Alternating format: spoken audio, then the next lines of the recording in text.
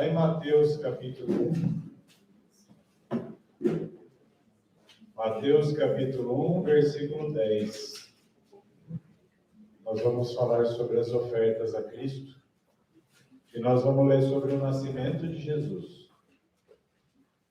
Mateus 1, 18.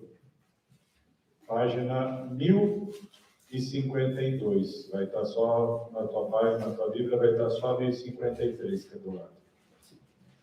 Mateus 1, 18 diz assim: Ora, o nascimento de Jesus Cristo se deu do seguinte modo: estando Maria, sua mãe, desposada com José, ou seja, compromissada com ele, antes de se ajuntarem, antes de terem coabitado, ela foi encontrada grávida do Espírito Santo. Ela foi abençoada pelo Senhor. Agora pula para o capítulo 2, versículo 1, página da frente. O título é A Visita dos Homens Sábios. Ora, tendo Jesus nascido em Belém da Judéia, nos dias do rei Herodes, eis que alguns homens sábios vieram do Oriente a Jerusalém, dizendo: onde está aquele que é nascido rei dos judeus? Pois nós temos visto a sua estrela no Oriente e viemos adorá-lo. Agora versículo 9. Aí eles conversaram com o rei Herodes, e aí depois da conversa diz assim: tendo eles ouvido o rei, partiram. E eis que a estrela que tinham visto no Oriente ia adiante deles, até chegar e parar sobre o lugar onde estava o menino. E vendo a estrela, regozijaram-se com grande júbilo. E entrando na casa, e nós sabemos que então quando os magos, os sábios do Oriente chegaram, não foi na estrebaria como se mostra nas imagens, mas entrando na casa, porque eles já estavam na casa deles, viram o menino com sua mãe, com Maria sua mãe, e, prostrando-se, o adoraram. E, abrindo os seus tesouros, ofertaram-lhe dádivas, ouro, incenso e mirra. Qual é a sequência para nós trazermos os dízimos e as ofertas? Olha o que diz no comentário aí embaixo do capítulo 2. Esse comentário 2, versos 1 e 2. A atenção estava concentrada no nascimento de Jesus. O Senhor Deus levou os sábios a procurar Jesus e dirigiu os seus caminhos por meio de uma estrela. Aqueles que buscam o Senhor Jesus irão encontrar. E aí diz assim: esta estrela deixou-os perto de Jerusalém, e isso os levou a fazer perguntas em Judá, pois pensavam que não era possível que os principais sacerdotes e escribas ignorassem esse grande evento.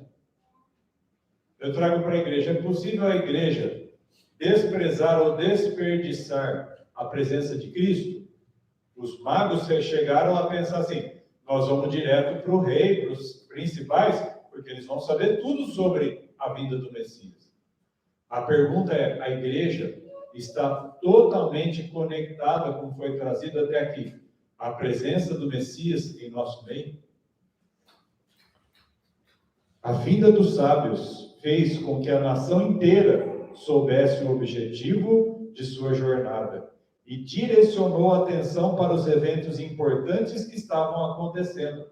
A partir do momento que os sábios chegaram, aqueles que estavam buscando, todos começaram a se atentar. Nós acabamos de receber uma mensagem em Isaías dizendo que se nós buscarmos o Senhor, se nós chegarmos a Ele, grandes coisas o Senhor vai fazer e as pessoas irão ser trazidas a nós. Como assim? Quando você está em comunhão e fazendo a vontade, Deus envia. Como lá em Atos. E acrescentava o Senhor a cada dia os que iam sendo salvos. Da mesma maneira, aqueles sábios chegaram em Israel, foram em Jerusalém, e daquela maneira toda a nação ficou de olho no que eles estavam fazendo. Toda a nação está de olho naqueles que buscam o Senhor. E o texto continua assim. Agora, o segundo comentário. Os magos visitam Belém. Eles saíram da capital e foram para Belém. A luz de Deus estava sempre brilhando entre as nuvens do paganismo. Ao estudarem esses magos, o céu estrelado, procurando sondar os mistérios ocultos e seus luminosos caminhos, viram a glória do Criador. Buscando mais claro entendimento, não é que eles só receberam e se contentaram. Buscando mais claro entendimento, voltaram-se para as escrituras dos hebreus. Guardados como tesouros havia em sua própria terra escritos proféticos que prediziam a vinda de um mestre divino. Sabe, igreja, em tuas mãos estão todas as escrituras que profetizam a segunda vinda do mestre. Nós estamos lendo a primeira, mas todas as pistas para nós encontrarmos a segunda vinda de Jesus estão escritas nas mesmas profecias. Balaão pertencia aos magos, conquanto fossem tempos profeta de Deus, pelo Espírito Santo predissera a prosperidade de Israel e o aparecimento do Messias. E suas profecias haviam sido conservadas de século em século pela tradição. No Antigo Testamento, porém, a vinda do Salvador era mais claramente revelada. Os magos souberam, com alegria, que seu advento estava próximo e que todo mundo se encheria do conhecimento da glória do Senhor. Então, quando nós lemos a história de Balaão, e nós vemos agora aqui os magos estudando, eles falaram, nós temos algumas informações através do Balaão, que eram dos nossos antepassados, mas agora nós queremos na fonte, e eles chegaram na palavra. E continua assim, as estrelas eram anjos, viram os magos uma luz misteriosa nos céus, naquela noite em que a glória de Deus inundara as colinas de Belém. Ao dissipar-se a luz, surgiu uma luminosa estrela que permaneceu no céu. Não era uma estrela fixa, nem um planeta, e o fenômeno despertou o mais vivo interesse. Aquela estrela era um longínquo, muito longe, grupo de anjos resplandecentes, mas isso os sábios ignoravam, ou seja, eles não sabiam. Tiveram, todavia, a impressão de que aquela estrela tinha para eles significado especial. Consultaram sacerdotes, filósofos, examinaram os rolos antigos, dos antigos registros, e a profecia de Balaão declarara: virá uma estrela de Jacó, um cetro subirá de Israel. O que esses homens trouxeram? Ouro, incenso e mirra. Sabe por quê? Porque eles reconheceram como o único e grande Messias. Nós vamos trazer o gasofilácio, dízimos, ofertas, recursos. Nós estudamos agora, cada semana que nós recebemos bênção, ofertas de gratidão, são as ofertas alçadas, né?